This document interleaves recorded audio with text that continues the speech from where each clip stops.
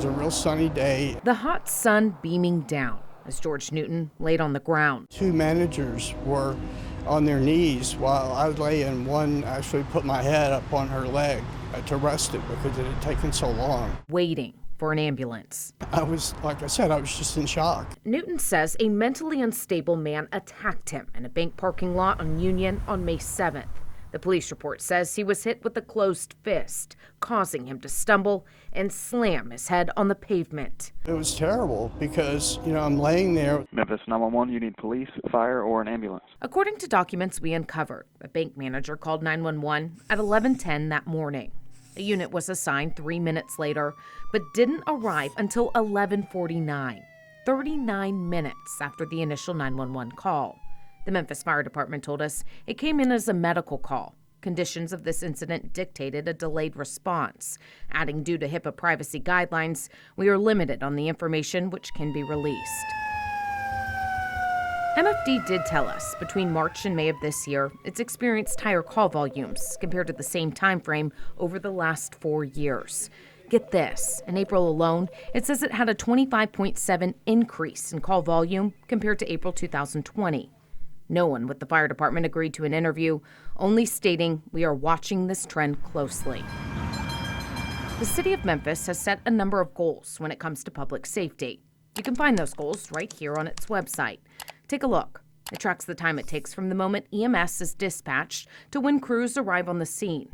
The city wants the response time to be under 9 minutes for 80% of emergency calls. Right now, according to the city's website, it's not meeting that goal and hasn't since last June. Another goal the city wants to meet is a national standard. 95% of 911 calls should be answered within 20 seconds. Again, the city website reports it's falling short and needs improvement. We asked the mayor's office for more information to see if more resources are needed.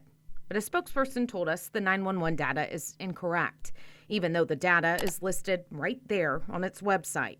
We asked the mayor's office again and again and again for an interview to explain, but we're told the fire department would answer our questions. MFD never got back to us. What I can speak on is what arrives at our door. And our door has seen an increase in ambulance arrivals over the period of time. Dr. Daniel Poor is an emergency medical specialist at Baptist and told us they've seen an increase in ER visits, and it's not because of COVID. Over the last year, it's been challenging for a lot of folks. And I think people have been afraid to go to the emergency department. I think they may have been afraid they were going to be exposed to this novel virus that's claiming the lives of people that they know. Because of that, Poor thinks people may have put off getting the treatment they need, making their conditions worse. To top it off, folks are resuming their normal lives, meaning ER doctors are seeing the ailments and injuries they saw before the pandemic. To top it off, the city has seen an increase in violent crime. When violence goes up, ER visits are inevitably going to go up. And then when the violence goes up, also EMS is going to go up. People call ambulances for violence, for motor vehicle collisions, for gunshots, for stabbings, for assault. Leaving staff swamped after just dealing with a pandemic. So how are you guys coping with that? As best we can. I mean, it's been challenging for everyone nationally. I mean, we're all human beings. We're all doing the best that we can. Everyone's stretched so thin, and then with the pandemic on top of that, it's just compounded the problem. Newton says thankfully he made it to the hospital that day and his injuries healed. Mentally, though, he's still recovering. I'm 70 years old, and so in retirement, I thought it would be a time of peace for me, and this has not been it. Jessica Gertler, WREG News Channel 3.